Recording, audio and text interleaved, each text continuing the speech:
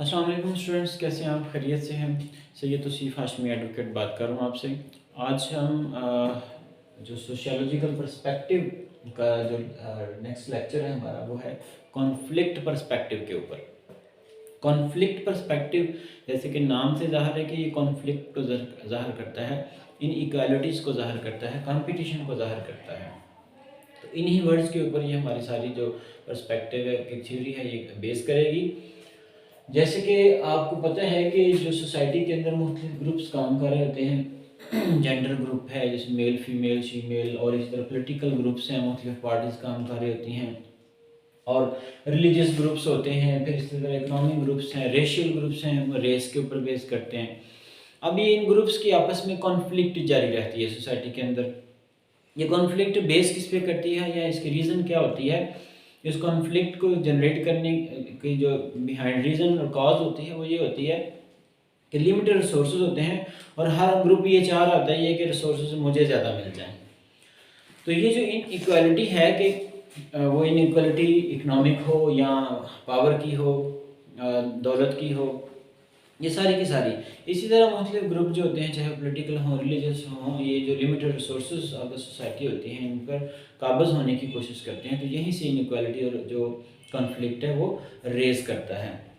और ये सारा का सारा जो हमारा टॉपिक है कॉन्फ्लिक्ट पर्सपेक्टिव का, वो इन्हीं चीज़ों के ऊपर बेस करेगा कि सोसाइटी के जो डिफरेंट ग्रुप्स हैं, ये आपस में compete करते हुए ये इनइक्वालिटीज रेज होती हैं, उस वजह से उसी कॉन्फ्लिक्ट के मुताबिक हम सोसाइटी को देखते हैं। तो कॉन्फ्लिक्ट पर्सपेक्टिव जो है refers to the inequalities of the society. जैसे मैंने पहले आपको बताया कि जो इनइक्वालिटीज हैं, वो चाहे पावर की हों, चाहे वेल्थ की हों, इनइक्वालिटीज को ये इस हवाले से देखेगा सोसाइटी को। ओरिजिन इसका क्या है?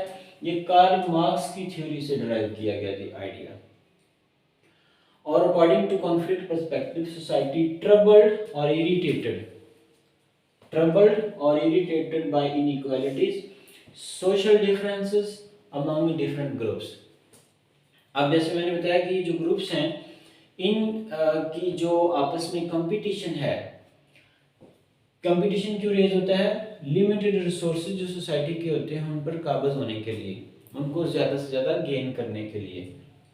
तो इट फोकसेस, ये जो थ्योरी है, ये पर्सपेक्टिव है, ये फोकस करेगा कंपटीशंस बिटवीन ग्रुप्स। ये कंपटीशन क्या होगा? बिटवीन ग्रुप्स होगा, लेकिन किस लिए होगा?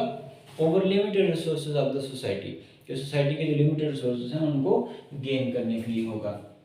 According to this perspective, society made up of individuals competing for limited resources. अब जैसे ग्रुप्स में ये चलता रहता है कंपटीशन, और इनइक्वालिटीज प्रोड्यूस होती रहती हैं। कभी पावर या दौलत एक तरफ ज़्यादा चली जाती है, कभी किसी ग्रुप के पास ज़्यादा चली जाती है, कभी एक पॉलिटिकल पार्टी के दायरे में आ जाती है, उसके पास पावर ज़्यादा आ जाती है, और कभी दूसरी। इसी तरह जो distribution of power and wealth है, वो हमेशा इनइक्वल रहती है, कि अगर एक पार्टी के पास पॉलिटिकल पावर ज़्यादा है, वो गवर्नमेंट में बैठी हुई है, डेफिनेटली जो सारी पावर है स्टेट की वो उनके पास होंगी, तो ये कभी भी बैलेंस नहीं होती। इसलिए ये कंपटीशन हमेशा चलता रहता है। और इसी तरह सोसाइटी जो मेड ऑफ इंडिविजुअल्स हैं और जो compete करते रहते हैं, वो लिमिटेड रिसोर्सेज। जैसे ग्रुप्स आपस में compete करते हैं, इसी तरह इंडिविजुअल्स भी करते हैं। मैं अपने साथ वाले के साथ compete कर रहा हूँ कि मेरी अर्निंग ज़्यादा हो जाए या मेरा बिजनेस ज़्यादा रन करना शुरू कर दे। इसी तरह दूसरा भी ये चाह रहा होता है कि सोसाइटी के इर्द गिर्द के लोगों से मेरे पास रिसोर्स ज़्यादा आ जाएं, मेरे पास इनकम ज़्यादा आ जाए, मेरे पास पावर ज़्यादा आ जाए। फर्दर ये है कि ये जो इनइक्वालिटीज़ की बुनियाद पे किसी के पास वेल्थ ज़्यादा आ जाती है तो वो रिच हो जाता है, किसी के पास पावर ज़्यादा आ जाती है तो पावरफुल हो जाता है। ये मेंटेन करते हैं सोशल ऑर्डर को और स्टेबिलिटी को। ये कैसे करेंगे? ये weaker portion of the society को यूज़ करते हुए, पुअर या वीकर पोर्शन और सेगमेंट ऑफ द सोसाइटी को यूज़ करते हुए ये कोशिश करते हैं कि सोशल ऑर्डर और स्टेबिलिटी को सोसाइटी की कायम रखा जाए। Conflict and struggle between different groups results ever changing nature of society. अब इसके मुताबिक ये है कि यही जो कॉन्फ्लिक्ट है और यही जो कंपटीशन है, जो हमेशा ये जारी रहता है, और कभी पावर इस ग्रुप के पास होती है, कभी वेल्थ ज़्यादा यहाँ आ जाती है, कभी इनके पास पावर आ जाती है। तो ये इनइक्वालिटीज ऑफ द सोसाइटी जो हैं ये सोसाइटी के नेचर को चेंज करने का सबब बनती हैं। तो आज का जो हमारा टॉपिक कॉन्फ्लिक्ट पर्सपेक्टिव था, इसका कंक्लूजन भी यही है कि ये जो इनइक्वालिटीज ऑफ द सोसाइटीज है इसके हवाले से हम सोसाइटी को देखते हैं और ये कैसे कॉन्फ्लिक्ट जनरेट होता है। ये जो सोसाइटी के डिफरेंट ग्रुप्स होते हैं और इंडिविजुअल्स होते हैं ये लिमिटेड रिसोर्सेज के लिए आपस में कम्पीट करते हैं। तो इनइक्वालिटीज ये जनरेट होती रहती हैं, रेज होती रहती हैं। कभी पावर इधर होती है, कभी उधर होती है, कभी वेल्थ यहाँ ज़्यादा होती है, कभी वहाँ ज़्यादा होती है।